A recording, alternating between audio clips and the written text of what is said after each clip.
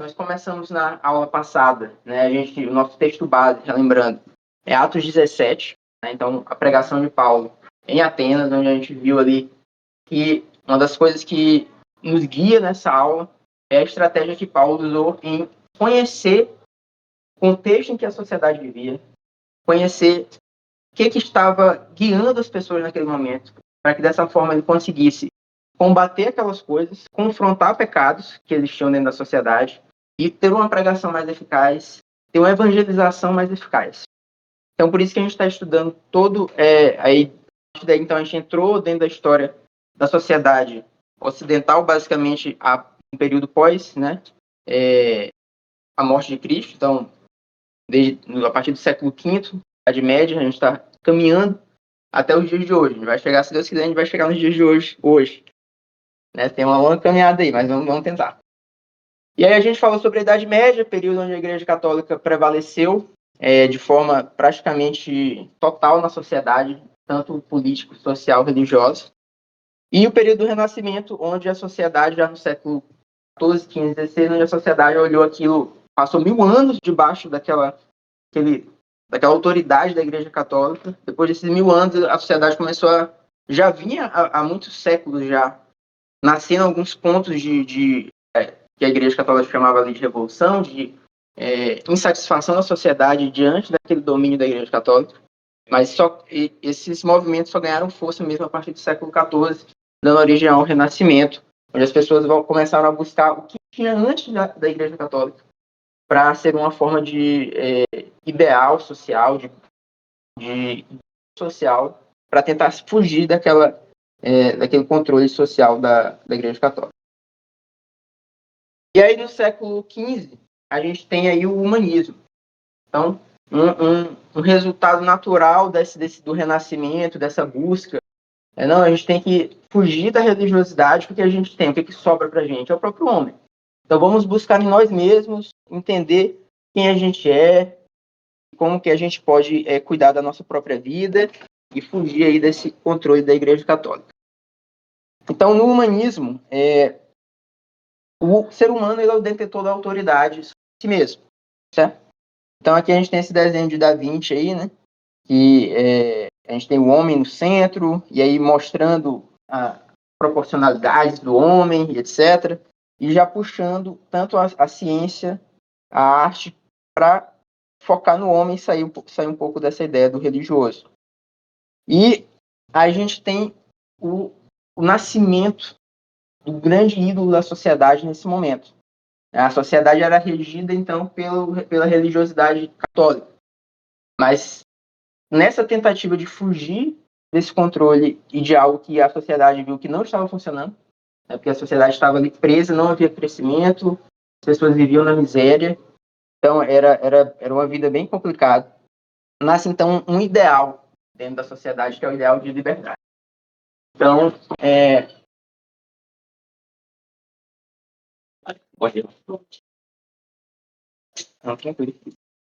Então nasce o humanismo, nessa busca pelo ideal de liberdade, onde o homem queria definir o que era o melhor para ele fazer.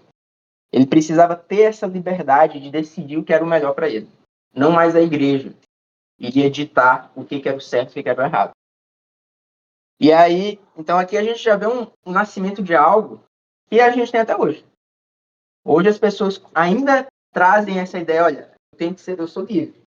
Preciso ter liberdade para fazer o que eu penso, o que eu quero, né? Porque é assim que tem que ser.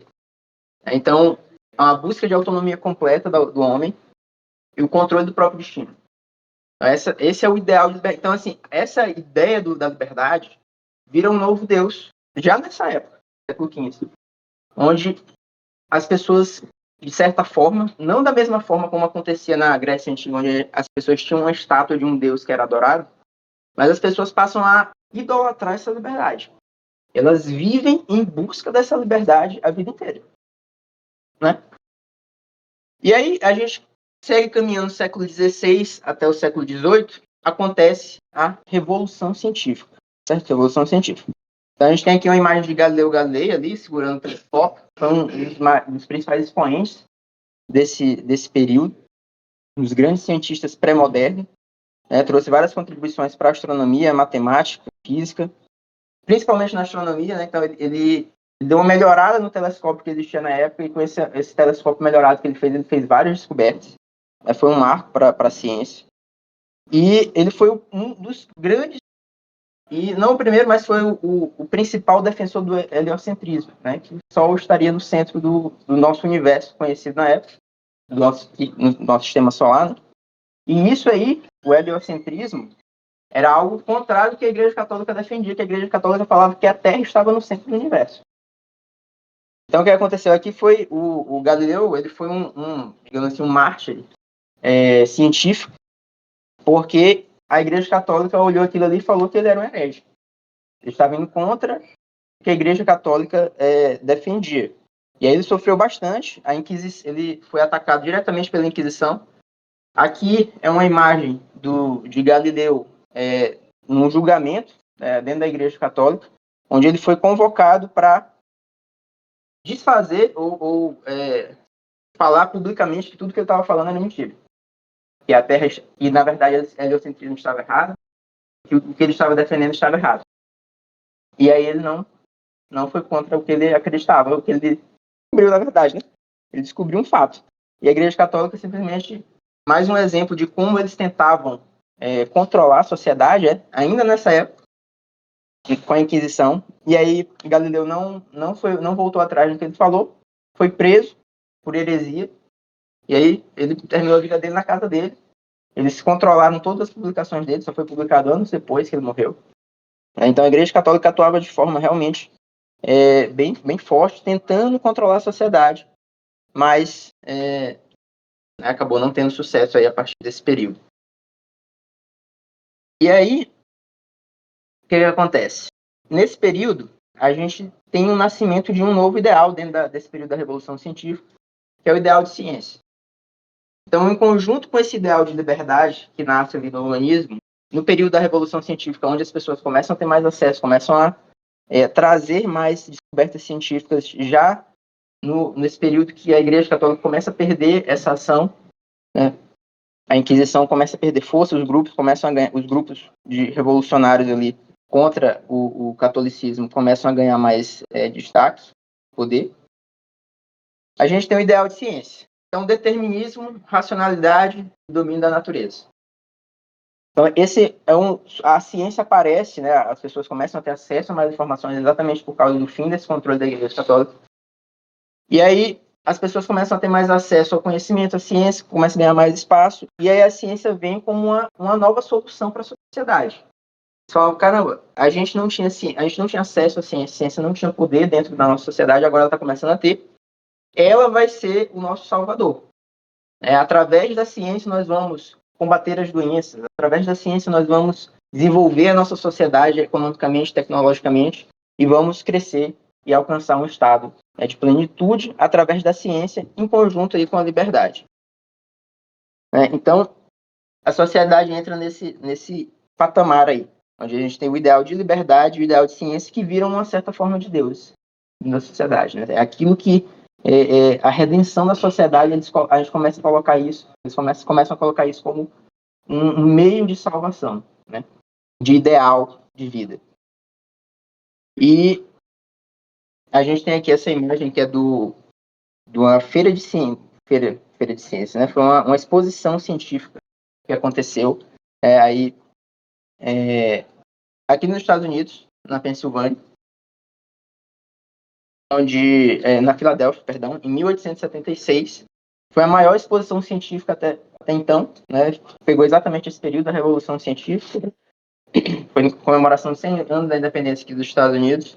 E aqui nesse prédio tinham 250 pavilhões com exposições de novas invenções, descobertas que cientistas iam fazendo, exatamente com o intuito de mostrar para a sociedade, começar a convencer a sociedade que a ciência seria um meio para a sociedade crescer, se desenvolver e alcançar, resolver os problemas que as pessoas tinham, seria através da ciência. Aí a gente tem aqui algumas invenções, né, que foram surgindo, a máquina de escrever, por exemplo. Esse negócio aqui, quem sabe o que existe? Telefone. Fala aí, telefone. O primeiro telefone feito por Graham Bell. Ele surgiu aqui nessa época. Primeiro telefone, né? Tava até vendo um negócio no Instagram, um cara falando que ele tava dando aula para as crianças, fala assim, vamos brincar de telefone sem fio. Aí a criança fala, professor, mas todo telefone é sem fio. Rapaz, tô ficando velho mesmo. Mas esse telefone já foi assim, né? O telefone que a gente tem hoje já foi assim. Ketchup foi criado nessa época também, não tinha ketchup. Falei, as pessoas iam comer, né? Como é que a pessoa vivia sem ketchup, né? Mas houve um tempo que não havia ketchup. Foi inventado. Então, várias invenções começaram a surgir nessa época, Revolução Científica, onde as pessoas começaram a ter essa liberdade de pesquisar e as descobertas foram chegando na sociedade, né? Exatamente por causa do fim desse controle da Igreja Católica, que perdeu esse domínio nesse período da Revolução Científica, nos séculos aí, a partir do século XVI e do século XVIII. E a gente chega do século XVIII para frente, no período da modernidade. Então, a gente está caminhando para chegar na sociedade pós-moderna que a gente vive hoje. Pois bem, então, século XVIII a século XX, a gente entra no período da modernidade, onde esses ideais, mais uma vez, liberdade e ciência, eles continuam presentes, né? As pessoas continuam lutando por essa liberdade, a ciência começa a crescer bastante, né? É um período onde a gente tem um avanço, assim, gritante de tecnologia, de científico, de descobertas. Então, a gente entra nessa configuração da sociedade, onde a gente tem a liberdade, desenvolvimento científico, a ideia é que a ciência traga mais liberdade para a humanidade, né? Então, é meio que um ajudando o outro, dentro dessa busca de uma vida ideal e livre. E aí, junto com esse movimento, quem começa a perder mais força também, digamos assim, é o próprio ser humano. Então, o ser humano começa dentro dessas novas linhas ideológicas que vão surgindo, o ser humano começa a virar mais uma coisa na sociedade. Né? Então, o ser humano é só mais um animal. A gente vai ver, vai ser um período onde vai vir ali a teoria da evolução de Darwin, onde fala, não, o ser humano, ele na verdade veio ali de um negócio que estava na água e tal, foi evoluindo, e ele é mais um ser dentro dos outros seres que existem na sociedade. E aqui a gente tem isso começa a afetar a arte também. Esse aqui é um quadro muito famoso de Picasso, né? Le Demoiselle d'Avignon, que foi, né, ele foi exposto em 1907. E ele, inclusive, Picasso dá início a uma nova escola de arte chamada cubismo. E foi uma revolução na pintura, algo que a pintura vinha daquele período da Idade Média, onde buscava-se uma perfeição, né? Esculturas, artes perfeitas, buscando um realismo. O Renascimento continua com essa ideia ainda de perfeição, de coisas bem feitas, etc. Mas aí no momento em que o ser humano começa a perder essa posição dentro da própria natureza e da sociedade, se tornando simplesmente mais um elemento dentro desse mundo que existe, né? Então o ser humano vai perdendo espaço dentro da existência. Com esse processo da busca da liberdade, da ciência, a ciência é o que vai ditar as coisas, o ser humano começa a virar meio que uma máquina. O ser humano, na verdade, é uma máquina, e as pessoas vão começando a entender como que o ser humano funciona, e ele vai perdendo esse espaço. E aí a arte também, isso reflete na arte, né? Então, mais uma vez, lembrando que a arte, ela sempre vai refletir vários aspectos da sociedade. É importante a gente ter um conhecimento de como está a arte, né? Tanto nos períodos que a gente está vendo aqui, quanto no nosso dia de hoje, nos dias de hoje. Então, aqui, a ideia de Picasso, ele começa a ir para elementos mais essenciais do desenho. Então, é um quadrado, um triângulo, aquela coisa já um pouco sem forma ali, digamos assim, avançada, são coisas mais simplificadas. Então, é um processo de coisificação do ser humano. O ser humano é mais um elemento presente ali nas coisas. E aí, a ciência, quando a gente vai se aproximando aí do século XX, a ciência ela vai ganhando cada vez mais força dentro desses dois ideais de liberdade e ciência. As pessoas começam a olhar para a ciência, os avanços começam a acontecer mais, a tecnologia começa a ganhar mais força e as pessoas começam a cara, a ciência é o caminho. Vamos investir na ciência.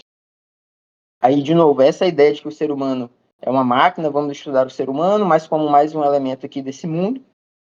E aí o ser humano vira mais uma coisa no meio do universo, né? Aí conhecimento até além da Terra, galáxias, etc. O ser humano e a Terra vai diminuindo de importância. E aí o ser humano é só mais alguma coisa. E é interessante, lembra que Paulo, quando ele vai atacar, ele vai confrontar coisas que aconteciam na sociedade grega naquela época, né? Ele fala, vocês estão adorando a Deus, vocês dizem que são geração de Deus, mas vocês estão adorando objetos. E aí ele chega numa contradição dentro daquilo mesmo que as pessoas acreditavam. A gente começa a entrar numa contradição já aqui. Porque a sociedade fala que quer ter uma liberdade. O ser humano tem livre, tem o poder de fazer o que ele quiser. Só que quando a ciência começa a ganhar mais força, o ser humano começa a ser limitado. Porque o ser humano é só mais um objeto ali, dentro daquele mundo, que não tem nenhum poder de fazer nada. Então, essas ideias, elas já começam a ser contraditórias entre si aqui já nesse momento. Então, a gente vai vendo que sempre todos os novos ídolos que vão surgir na sociedade, sempre vão ter uma inconsistência no final. Porque o verdadeiro e único ídolo que a gente deve ter, e aquele que deve ser adorado, é Deus. Então, absolutamente nada vai conseguir tomar o lugar de Deus. E a gente vai conseguir achar isso sempre. E isso já começou a acontecer aqui. E aí, no século XVIII, a gente tem também a Revolução Industrial. Acontece aqui. Revolução Industrial, onde a gente tem um avanço tecnológico extremamente alto e rápido nesse período, né? Então, a gente começa a ter coisas aí, o Fordismo. Então, cria-se a linha de produção dentro das indústrias, né? Cada pessoa faz ele pega aquela coisa complexa, vamos montar um carro. Aí, não, vamos quebrar esse carro em várias tarefas bem pequenininhas. Vai ter um cara que vai pôr o parafuso, vai ter um cara que vai pôr a porca, vai ter um cara que vai apertar o parafuso. Então, segmenta-se, fragmenta-se aquele processo complexo em vários processos menores. Aí você consegue colocar pessoas, não precisa capacitar tanto a pessoa, porque ela não vai ter que fazer o carro inteiro, ela só vai ter que apertar um parafuso. Então, todas essas novas tendências industriais, tecnológicas, começam a surgir nesse período. E aí a gente tem a Revolução Industrial, onde a gente tem um avanço muito grande tecnológico da sociedade, e a ciência está ganhando cada vez mais força. Só que, século XX, a gente tem dois acontecimentos extremamente críticos e graves para a sociedade, né? Que são as duas guerras mundiais, que aconteceram em 1914 a 1918, a Primeira Guerra, e 1939 a 1945, a Segunda Guerra Mundial. Então, por que isso aqui foi tão drástico? Né? A sociedade vinha nesse ritmo de desenvolvimento tecnológico, de avanços, de melhorias, e aí toda essa tecnologia chega no ápice, e ela é usada para quê? Para destruir a própria sociedade. Então, a sociedade as pessoas entram num conflito. Porque ela fala, poxa, a ciência que era um negócio, queria nos trazer a salvação, ela cai na sociedade. Então, acontece esse conflito existencial. Né? Então, a gente tem essa primeira metade do século XX marcado por esses dois acontecimentos. E aí a gente tem o nascimento, nesse período aqui, a gente vai ter os nascimentos dos ideais socialistas, comunistas, certo? A gente vai ter a ideia do marxismo ideológico, que surge também nesse período, e ganha força, exatamente nesse período também, onde a sociedade está se vendo meio perdida ali. A gente vinha com aqueles princípios capitalistas ganhando força, a ideia da ciência ganhando força, e aí a gente tem a sociedade culmina nessas guerras. Então, essas ideias socialistas começam a ganhar espaço exatamente aqui, porque a sociedade olha e fala assim, poxa, aquilo que a gente estava seguindo não deu certo, não tem outra alternativa. Aí vem o pessoal, né, com as ideias socialistas, vem o marxismo ideológico. Ele encontrou o que ele precisava para ganhar espaço em algumas sociedades. O marxismo ideológico, a ideologia dentro do marxismo é um pouco diferente do que a gente usa por definição de ideologia hoje. Ideologia é basicamente um conjunto de ideias que regem alguma coisa, né? Mas no caso do marxismo, não. O marxismo, ele cria ele combate o capitalismo. O capitalismo não funciona. Então ele diz que a sociedade vive em duas condições de alienação e de ideologia. Daí o termo de ideologia. Alienação, ele fala que a forma como a sociedade se estrutura dentro do capitalismo, o indivíduo ele fica alienado das coisas. De que forma? Ele é colocado para fazer algo pela burguesia, então ele cria as classes sociais, a burguesia e o proletariado, e a burguesia que é o dono efetivo da sociedade. E essa burguesia, eles são os donos das empresas, das coisas, né, das principais empresas que regem, que estão à frente da sociedade, e eles tentam controlar esse proletariado, colocando ele para fazer uma tarefa onde ele já não sabe mais o que ele está fazendo dentro de uma produção completa, para que ele não se sinta dono de algo, para que ele não tenha o conhecimento pleno do que está acontecendo. Então, essa ideia que veio da Revolução Industrial ganha força, né? E aí, Marx combate, entre aspas, exatamente isso, que ele fala, não, a pessoa está ali, ela não sabe o que ela está fazendo dentro de um contexto mais amplo, ela não tem condições de sair daquilo porque ela não tem conhecimento sobre as outras coisas, então ela está ali só costurando a manga da camisa, está só apertando um parafuso, só colocando uma peça numa coisa, e aí ele diz que a pessoa vive dentro daquela situação, recebendo pouco, ela não tem condições ela trabalha muito, bota a pessoa para trabalhar 20 horas, ela não tem tempo para estudar, não tem tempo para cuidar da família dela, etc. E ele fala que as pessoas estão presas dentro desse sistema. E a ideologia seria uma mascaramento de uma situação da sociedade onde a burguesia cria ideais materiais de um bem de consumo, celular, de carro, uma casa.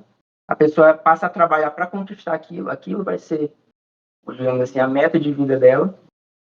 É umas férias, e aí a pessoa ela se satisfaz com isso. Então, eles dão pequenas satisfações instantâneas, onde a pessoa ela tem aquela satisfação, ela dura pouco tempo, ela já vai precisar daquilo de novo.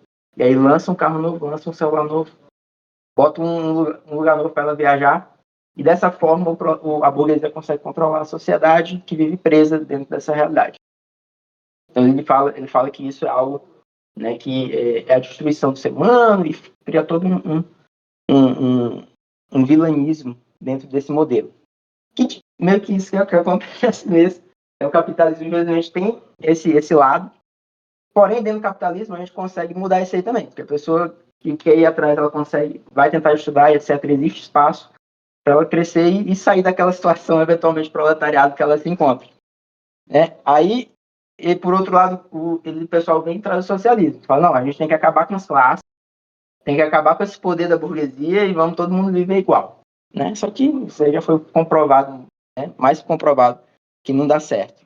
Mas, em 1922, nasce a União Soviética, o maior exponente socialista que a gente já teve na história, né? Em termos de espaço, de tempo, e exatamente tentando implantar essas ideias marxistas, socialistas, né? Numa busca de chegar ao comunismo. A gente nunca teve o comunismo totalmente implantado em nenhum momento da história, em nenhuma nação. Né? Porque o comunismo mesmo é um estado, é um momento onde a sociedade estaria sem a presença do Estado, sem a presença do dinheiro, sem a presença de propriedade e sem a presença de classe. Sem dinheiro, sem classe, sem Estado. Assim, não dá nem para entender como que a sociedade iria viver dessa forma, né? Sem nenhum tipo de nada. Que acontece isso de fato. Eu no cemitério. Depois, ali tá todo mundo sem dinheiro. Então, o ideal do comunismo é esse. Então, o socialismo seria um processo inicial para se chegar no comunismo.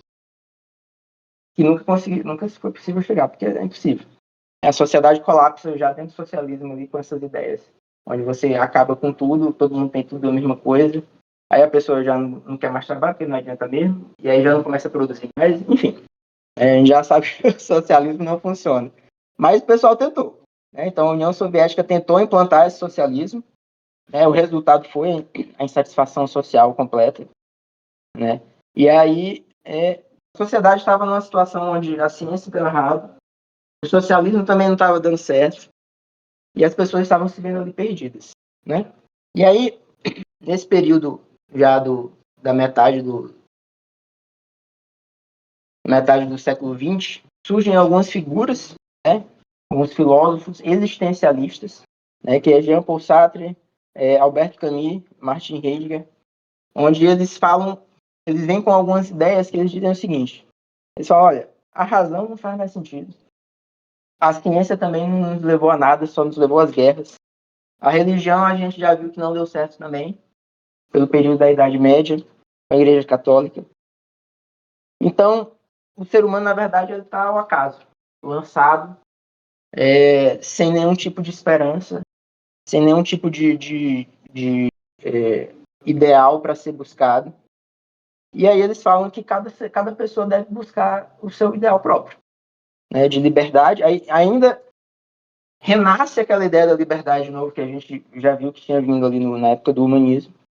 Mas cada pessoa deve buscar ali o que é bom para si mesmo. Então, a ideia da busca pela liberdade volta. Então, a gente tem esse movimento do ideal de ciência que ganhou muita força na modernidade e a sociedade se volta para o ideal de liberdade do período pós-moderno. Então, a gente tem esse dualismo humanista, onde a gente tem essa busca da liberdade, mas a ciência ainda tem algum espaço, mas perde espaço para a liberdade.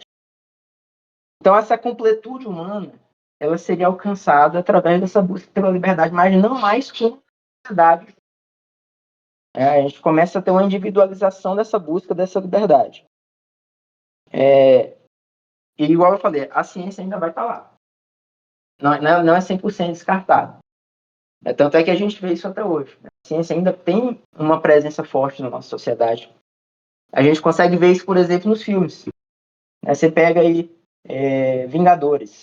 Quem são os heróis que mais se destacam ali? É o Homem de Ferro, que é um cientista, né? O Batman, a força dele é o que? Através da tecnologia que ele desenvolve, das armas que ele tem ali. Ele nem tem nenhum superpoder, né? Ele só é inteligente. O Reed Richards, lá no Quarteto Fantástico, é o líder do Quarteto Fantástico. É um doutor, cientista, que desenvolve as coisas, etc. É uma mente brilhante. Então, a gente vê, e nos dias de hoje, né, o cinema é uma das grandes expressões da arte que a gente tem dentro da sociedade. É muito interessante a gente assistir alguns filmes, não só para ali passar o tempo, mas entendendo em que momento a sociedade vive. Os filmes são uma grande expressão disso. A gente consegue ver vários aspectos desses nos filmes, é bem interessante. Então a gente vê que a ciência ainda está presente. Nesse período, século XX, nasce também um método de educação que ele entra dentro da sociedade de uma forma muito forte também, que é utilizado, que é o construtivismo. O construtivismo é um tipo de educação que nasceu aí no século XX, foi criado por um psicólogo suíço chamado Jean Piaget, certo? Onde ele fala que o conhecimento deve ser construído pelo aluno. E ele fala que o professor ele já não pode mais transmitir o conhecimento para o aluno. Ele é só um mediador, um facilitador para que o aluno acesse aquele conhecimento e o aluno vai construir o entendimento dele sobre aquela coisa. Então, ele tira a ação, digamos assim, do professor em guiar o aluno ou instruir o aluno com relação a alguma coisa. O próprio aluno que tem que buscar, ele tem que ir lá pesquisar e tal. Né? Então, é uma teoria educacional que surge, que recebe uma aceitação muito grande em vários âmbitos educacionais. Várias escolas utilizam o construtivismo hoje normal, né? Pelo mundo inteiro. E, então, o professor ele fica numa posição mais passiva e a pessoa que vai descobrir aquelas coisas. Assim, essa ideia não é totalmente ruim também, porque é interessante que o aluno tenha alguma proatividade na busca do conhecimento. Interessante mesmo. A pessoa, às vezes, encontra uma coisa a mais que, às vezes, o professor não ia trazer, etc. O grande problema desse método educacional construtivista, que ele dominou. Tem um espaço nas universidades, nas escolas. Escola já as criancinhas, o professor só dá as coisas ali, a criança tem que ir atrás e tal. O grande problema é porque você tira essa figura digamos, de autoridade do professor que ele tinha, sempre teve, né? Você tira um pouco de a influência que esse professor eventualmente poderia ter com coisas boas, né, para guiar os alunos de uma forma mais efetiva e trazer elementos importantes para a própria construção da sociedade e deixa o negócio mais solto, livre. Né? Então você vê como tudo isso se combina. Essa busca do ideal de liberdade, essa entrada do construtivismo dentro da educação, onde a pessoa precisa ter essa liberdade para conhecer, para alcançar o conhecimento. Né? Então, a gente tem aí a religião descartada. Né? A razão, ela é meio tirada de lado por causa daquelas ideias de filósofos existencialistas e tal. E a sociedade frustrada com a ciência, certo? Nessa busca de diferentes alternativas, tanto de governamentais, modelos de sociedade ou capitalista, socialista, nada disso deu muito certo, e voltou ali para o capitalismo. Então, numa busca dessa solução desse problema existencial que a sociedade foi passando, né, ao longo desses períodos, eles precisavam buscar um caminho de identidade, de propósito, né, natural do ser humano. Todo ser humano tem essa busca, né, de uma motivação. Eu estou vivendo aqui para quê? Né? E que, infelizmente, Deus perde espaço dentro da sociedade, né, exatamente por causa dessa caminhada que a gente foi vendo. A religiosidade perde espaço logo no início, por causa da Igreja Católica. A gente vê esses ideais de ciência e liberdade ganhando espaço dentro da sociedade e o pessoal ali buscando essa solução. Né? E aí, quando o ser humano se encontra sem norte nenhum, nem como sociedade a gente pode conquistar algo, nem como a ciência, nem a razão. Com essas ideias do construtivismo, que ganhou muito espaço, então você precisa desenvolver o seu conhecimento de forma individual. O ser humano, mais uma vez, volta-se para si mesmo. E ele busca, assim, o que vai ser algo que não pode ser, digamos assim, questionado por elementos externos. O que poderia ser algo que poderia me guiar dentro da minha vida, dentro da minha caminhada? A única coisa que sobrou de tudo isso foram os próprios sentimentos, as emoções humanas. E aí, dentro desse cenário, a gente vê o ser humano que vinha na caminhada científica, viu que precisava de mais liberdade, em conjunto com todo esse contexto aí do construtivismo, a gente entra numa era chamada de onde o homem sai do Homo sapiens e entra na era do Homo sentimental. Isso é real, tá? Esse termo é um termo técnico usado.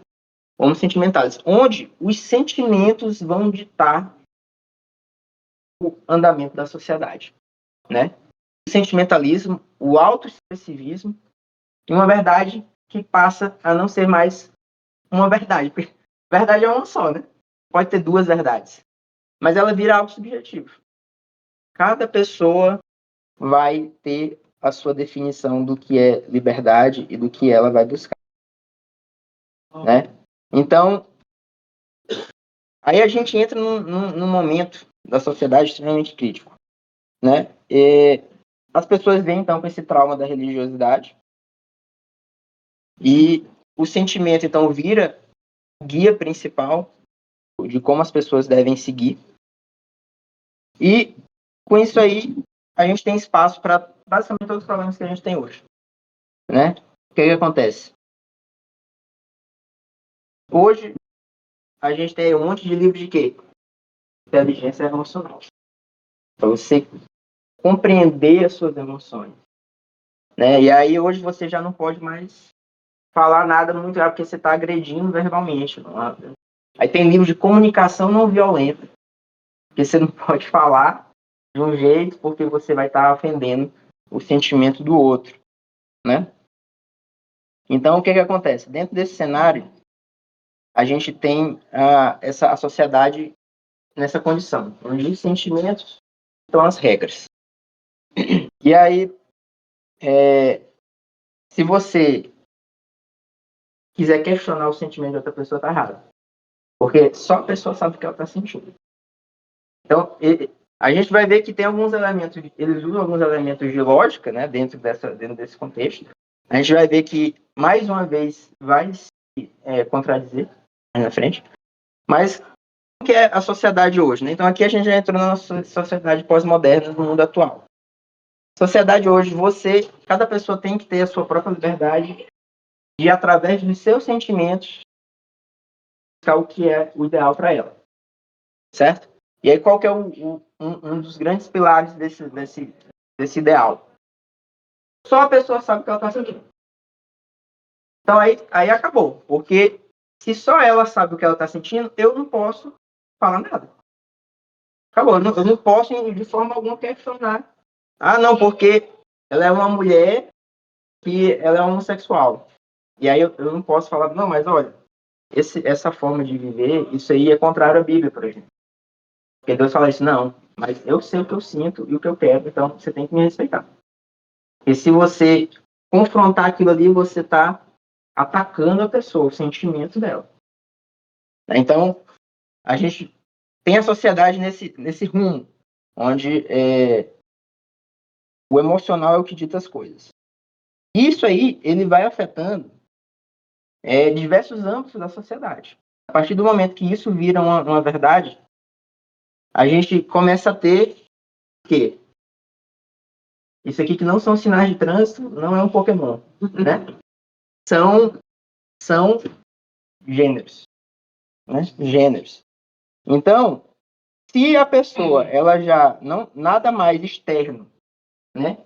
Nada mais externo pode influenciar no que a pessoa acha ou sente, tudo que ela sente ali tem que ser aceito. Tudo que vem de dentro dela. Então a gente tem aí, já foi levantado aí que mais de, oficialmente, né, 52 gêneros diferentes já foram catalogados. Tem alguns estudos que já chegaram a 91 gêneros diferentes. Né? Então, assim, é um negócio maluco. Porque a pessoa, né, dentro dessa ideia, né, de gêneros, é um elemento crítico que ganha espaço, que a gente tem sexo, gênero e a sexualidade. Sexo é o que a pessoa é, de fato, né? Homem e mulher. O gênero, aí entra no que a pessoa sente que ela é. E a sexualidade é aquilo por que ela se atrai. Tem um gênero fruto, né? De manhã o cara... E tem a variação dentro dele. Então, quando você pega essas três alternativas que nasceram, de o sexo que a pessoa é, a sexualidade que ela sente que ela é, o que ela se atrai, vira uma ramificação infinita de coisas. Porque a pessoa ela pode nascer uma coisa, sentir que ela é outra, e ela se atrai por outra. Então, a pessoa às vezes nasce homem, se sente mulher, mas é atraído por sexual de outra coisa. Então, assim, você vê como que a sociedade vai se desvirtuando de um jeito totalmente incontrolável. Por quê? Tudo nasce dessa ideia de que o sentimento ele vai ditar as regras da sociedade. Isso é tão forte que afronta a ciência mais básica, né? Isso começa a se refletir em várias esferas da sociedade. Então, a família também já se quebrou. A família já começa a ser destruída dentro dessa condição. Porque a pessoa se sente atraída por outra, se junta como um casal e ela vai construir a família que ela quiser. Aí vai ter o pet, vai ter uma coisa, e é o sentimento dela, você não pode atacar aquilo ali. E isso aí começa a se refletir em vários âmbitos da sociedade, como eu comentei. Então, a gente começa a ter uma polarização grande dentro da política. Né? Esquerda e direita começam a ter... Eu acredito que esse caminho é o politicamente correto. Aí o outro fala, não, esse eu acredito que é o outro. E aí isso aí vai se separando, se segregando ali dentro da igreja, ou dentro da sociedade. Então a gente tem aí o surgimento aí das polarizações políticas acontecendo. A gente tem... Isso vai ganhando tanta força que a gente tem acontecimentos como o que aconteceu com o Charlie Kirk, que ele foi assassinado por uma questão política, né, ideológica, onde a pessoa ela se sente tão agredida por aquela ideia que ela começa a ir para caminhos, né, extremos e culminando em assassinatos dentro da sociedade. Isso aí se reflete dentro do trabalho, então precisa se manter um ambiente, né, agradável, onde eu não posso atacar o que a pessoa está sentindo ali dentro do trabalho e etc. Isso se reflete dentro da economia. Então, hoje em dia, as pessoas já não compram as coisas para ter algo. Ela comprava para ter uma experiência, uma emoção dentro daquele ato, né, de adquirir um produto. Então, você pega, por exemplo, o café, durante muitos anos era commodity. O negócio, pô, produção em larga escala, fácil de produzir, todo mundo produzia, era vendido ali, né, baratinho. Hoje, você vai pegar um café comum, digamos ali, o quilo vai estar ali $4, que seja, o quilo de café. Aí, o que aconteceu? Com essa ideia das emoções surgindo, as empresas, por exemplo, começaram a explorar isso aí. Aí você pega o Nespresso hoje, quilo de café Nespresso é $180. Se for pegar um quilo de café, se eu juntar todas as cápsulas de Nespresso para dar um quilo, $180 o quilo de café. Mas como? Eles começaram a vender as emoções. Então, botou o George Clooney ali. Quando você está tomando Nespresso, você está tendo aquela experiência de luxo. E aí ele consegue cobrar mais, por aí vai. E toda essa ideia de sentimentalismo entra também dentro da igreja, né? Então, essa mudança social que foi acontecendo do sentimentalismo, ela começou na sociedade e já entrou também na igreja. Então, a gente tem as igrejas aí, parede preta e etc., onde tem a luz baixinha, aquela música e tal, para que a pessoa tenha o quê? Uma emoção mais forte dentro daquele ambiente, né? Um sentimento de estar ali, de pertencimento, por aí vai. Então, a gente entra nessa nova era da sociedade, da ascensão sentimental, né? Onde a gente tem essa identidade e moralidade pós-moderna, onde o sentimento é o que dita as coisas. Tá? A gente já está no final, eu sei que passou um pouquinho, mas eu comecei mais tarde também. Então, a gente vê a sociedade nesse estado, onde os sentimentos ditam as regras de cada indivíduo, né? Não mais da sociedade como um todo, né? E você não pode, nada externo pode influenciar o sentimento da pessoa. Então, você entrando numa situação dessa, acabou, né? Porque como que você vai falar para a pessoa que aquilo que ela está fazendo eventualmente não tem lógica, está errado, não pode mais. E aí a gente vai ver alguns desdobramentos disso aí na próxima aula e mais detalhes sobre isso. Beleza? Alguém tem alguma dúvida? Quer fazer algum comentário? Deu para entender bem aí essa caminhada. Né? E é interessante ver como a gente olha a sociedade hoje, né? Você separa e fala assim, caramba, a gente está num estado, como que a gente chegou aqui, né? Mas foi algo que foi realmente acontecendo, né? Foi caminhando esse momento onde a gente vive hoje, né? E é extremamente importante a gente entender isso aí, em que estado que a gente está, né? Isso explica muita coisa. Né? Só um breve comentário que ela não quer que eu fale, não demora, mas não vai demorar, é que a gente precisa enxergar nessa trampa toda a necessidade e a humanidade sempre está buscando de redenção. Verdade. Tudo isso que aconteceu, na verdade, foi, né, numa busca de algo para a redenção. Né? A liberdade iria me salvar, a ciência iria me salvar. E é interessante ver como que absolutamente nada pode trazer a redenção da sociedade que não seja Cristo. Nada que não seja Cristo. Né? Mas, e eu deixo aqui para a gente finalizar, uma aplicação breve, que é a gente tentar observar como que é na nossa própria vida. Porque todas essas coisas, muitas vezes, de alguma forma, entram na nossa vida. Quanto que esse sentimentalismo social está ditando o nosso modo de viver? Será que eu tenho defendido muito isso também? Não, o que eu sinto é isso. Não quero que ninguém questione o que eu sinto. Isso é um pensamento do mundo atual, das ideologias atuais, de busca de uma satisfação pessoal, através das coisas que você pensa para você mesmo. Né? E a gente sabe que isso está totalmente errado. A gente sabe, como cristão, que deve nos guiar é a de Deus.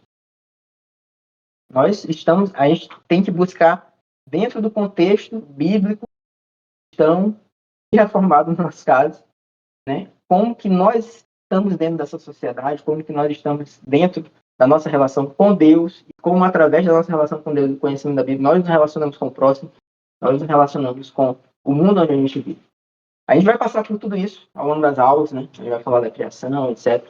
Vai ter uma aula onde a gente vai falar das esferas da sociedade, que vai ser uma aula muito boa, onde a gente vai entender melhor o que é o papel do Estado, o que é o papel da família, o que é o papel da igreja, dentro de uma sociedade saudável, né? Que infelizmente a sociedade não é. Beleza? Vamos orar então para a gente terminar?